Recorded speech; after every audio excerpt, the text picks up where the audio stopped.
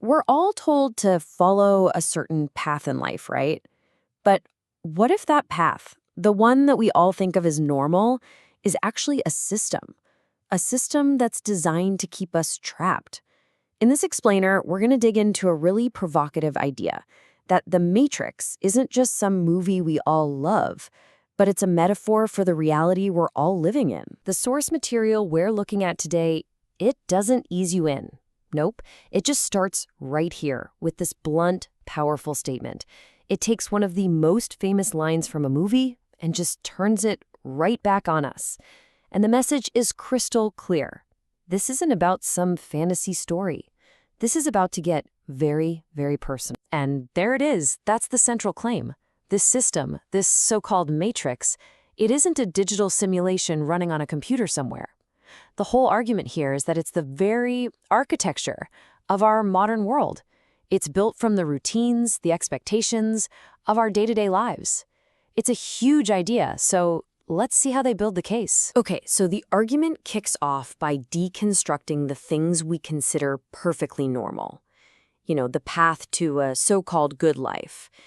But it presents this path not as the road to freedom and success, but as something else entirely. A trap. One that's hidden in plain sight. The first pillar of this trap? School. The perspective here is that our typical education system, with its laser focus on standardization, on finding that one right answer, well, it unintentionally conditions us to stop asking the really challenging questions. It starts to value compliance way more than curiosity, and it becomes the first step in kind of dimming that creative spark we all have. So after school, we step into the world of work, and the argument continues here. For so many of us, a job just becomes an activity that kills time. That 9-to-5 grind, it can swallow up the best hours of our day, the best years of our lives, often without ever connecting us to a deeper sense of meaning or purpose. And the final piece, and maybe the most subtle part of the trap, is our chase for comfort. We all want a safe, predictable life, right? But the argument here is fascinating. It says that this very comfort we work so hard for, it's the thing that ends up killing our biggest dreams. Because it takes away the hunger and the risk-taking that are absolutely essential for real growth. So when you put it all together, school, jobs, comfort, they aren't just stages of life.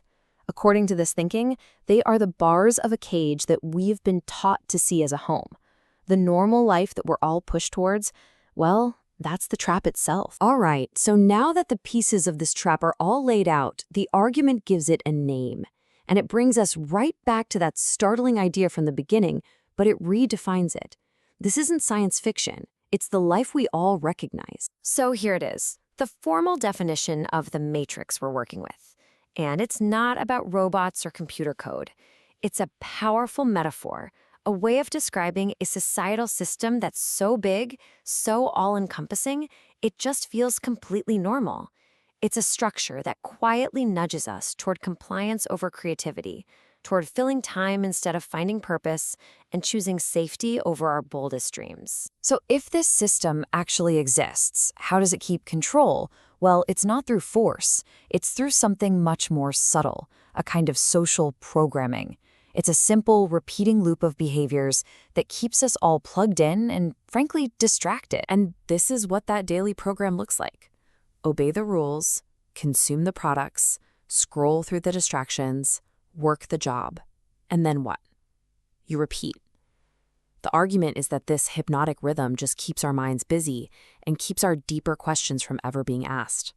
It's a pretty powerful picture of a life lived on autopilot. Now, I know this all sounds incredibly bleak, but the argument doesn't just leave us there, trapped. It actually proposes a way out, and this is important. It's not about fighting or some big rebellion like you might think. The key to escaping is something else entirely. And right here, this is the core of the solution. Escaping isn't about fighting the system head-on. That's just another game inside the matrix. The real escape, the real freedom, is internal. It's a huge shift in your perception. It's about learning to see the school, the job, the comfort, that daily loop, for what they really are. So the first step isn't to act, it's to awaken. And this is the profound part of that whole idea. The change isn't something temporary, it's irreversible. Because once your eyes are truly open to the structure, to the trap of normal, you literally can't unsee it.